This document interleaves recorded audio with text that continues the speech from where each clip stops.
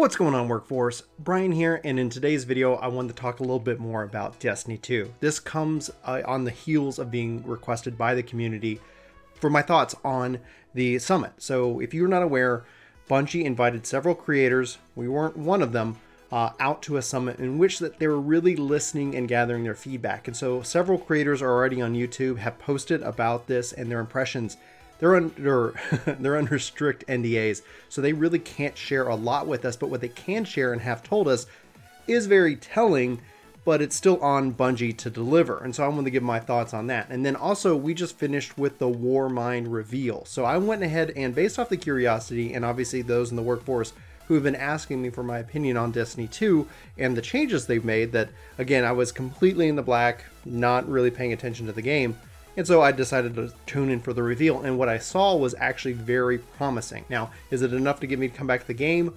Honestly, no. I mean, that's at least not yet. However, I will make an exception, obviously, if those in the community who keep reaching out, want me to return and check out the game, like after Warmind, sound off in the comments below. Let me know. I'm I think I'm far enough removed, because especially what I saw in the Warmind thing, it seems like they've at least learned their lesson and they're adapting in a positive way, but we'll talk about that here in a second. So anyway, getting ahead of myself, focusing in on the summit, obviously they're under a huge NDA. The concerns that kind of really boil up for me, listening to the various creators like Datto and all the others that have posted on this topic already, is that it seems like a lot of hype or momentum is obviously focusing in on the September update, the Taken King for Destiny 1.0 to 2.0 reveal, in which the Taken King really kind of fixed a lot of issues that players in the base game of Destiny 1.0 had, and it seems like we're going in that same direction. Then they talked about, like, there's new modes, there's new things, some things that got them excited, but most of all, like, the biggest takeaway that I got, it sounds like that, Bungie is actively listening. It seems like they've at least been knocked off, their high horse. Some people called it that. I don't know them, the developers, personally that well, so I don't know if there has been a tonal shift there. But for the most part, it seems like they're really actively listening. And one of the really cool stories was they presented something and the community was like, huh? And then they took their feedback, and then the next day they came back and said, okay, we listened to you guys. Okay, we're changing this, this, and this. And are we on the same page? I think the question is, are we on the same page? It's important, because that's been one of the big disconnects with, Destiny 2 and the community. We've sacrificed a lot. I've said it. I'm not going to re-say it here. But for the most part, with that information, with the fact that they're really listening and they, it seems like they're really active, wanting to make a really great game. One of the other big takeaways that some of the creators revealed here, I guess, indirectly, is that it seems like a lot of the development shift has focused in on Destiny 2. So they're not working on Destiny 3. And that's still a big point of concern that I have for the game, that if Destiny 3 comes out, are they wiping us all, back to zero? And I hope to goodness no. Hope to goodness no. But from that perspective, they did, conclude that there are big changes on the horizon. There are new modes. They've got to play some of the Warmind stuff.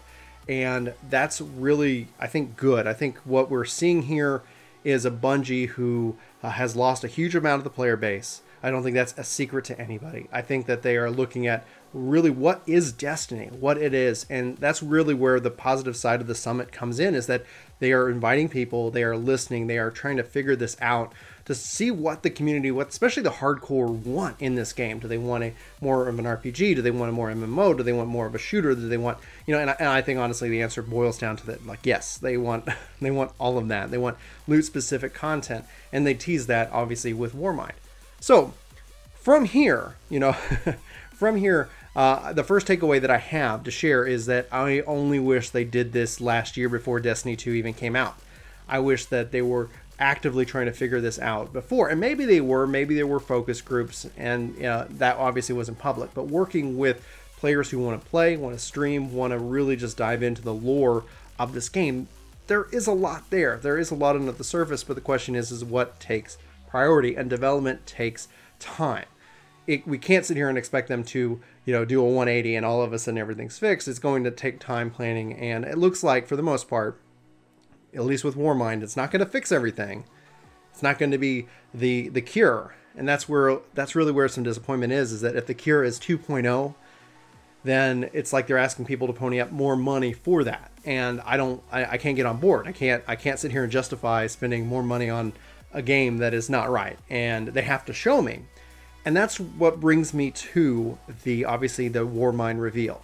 The biggest thing, the biggest concern, the straw that broke the camel's back was the fact that they locked people out of Osiris. And not that you can't have new content, like here's a new zone, and you have to have that expansion for that new zone.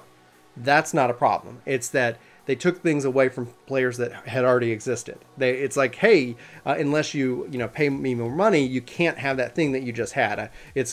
We're taking it back. I gave this to you, give it back, pay me more money, and then you can have it again. That was the biggest and kind of the straw that really kind of broke the camel's back for me, and one of the big reasons why I left. Now, what they're saying is that custom games, all of these updates, these systems, these sandbox, all of this is a part for everybody. Everybody gets it for season 3. It is going forward. You have it. And then, oh, you want to go to Mars? Well, you need the expansion. I think that's perfectly acceptable. Not my preferred, because they did talk about exclusive weapons from content, and they showed off some of that content, and it looks really interesting and cool from a PvE perspective. Really, my interest, that has me on the fence now, is the changes to PvP, and we'll talk about that here just in a second. But for the most part, there is this exclusive weapon, and if you can't have it, and it really is a weapon that is a game differentiator, it feels like obviously then they're forcing you into that path. For me, I've already spent the money, foolishly, I might add, at the start. But that's okay. So I have the content. It's a question of whether I decide to come back and play it.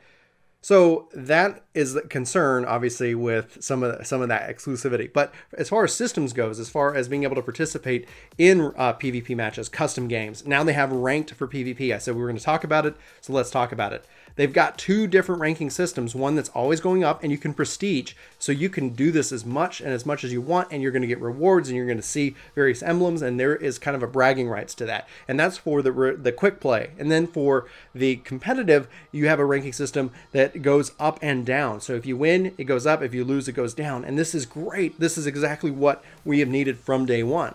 I guess the argument, if you really want to be bashing on Bungie and Destiny, is that all this should have existed from day one. I completely agree. All of this should, but it doesn't.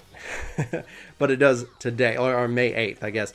So they're at least making progress, and as much as we would love to go back in time and say this should have been there, and then I'm probably pretty sure they're kicking themselves saying this should have been there. This in and of itself, especially for the win-loss of the competitive playlist, for people who are dropping and leaving, that's going to count as a loss. It's going to affect their rating. That's going to affect their rank. That is a good thing. That is a good way to help incentivize people to stick together and play versus being able to drop. Now, who knows if dropping and leaving early is going to be more of a damage than if you're just getting destroyed. Hopefully, hopefully we'll see something with that, because I could easily still see that your whole team falls apart because you're a couple points down and they're like, oh, there's no way we're going to win. I might as well take the loss and save, a couple minutes. Don't know anything on that nature, but custom games is promising. It's needed to be there. It's going to hopefully open up more and interesting ways that people can stream this game, that they can play it. They can play it competitively. One of the coolest things is when they finally introduced it in Destiny 1, you could see competitive matches. You could see people doing these things because you're not, like completely restricted to the fact that you're just in a kind of a random grouping and there's nothing you can do about it. So custom games is a huge improvement.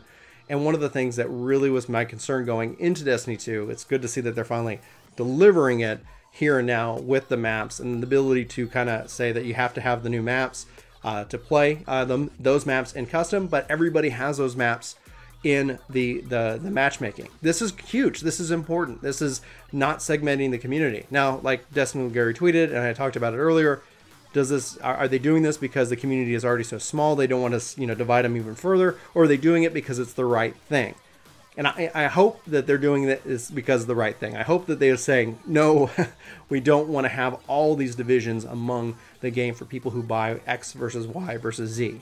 So that in and of itself is promising. That is a huge step in the right direction. The things that they kind of previewed where the exotics are changing and they're becoming more exotic is a good thing. The things they're showing off are good things. None of what we're seeing in Warmind is the pitch perfect cure that's going to solve all of Destiny 2's issues, but it's starting to move them in the right direction. And 2.0, unfortunately, it seems like that's going to be their big, hey, we've learned our lesson, we've fixed it.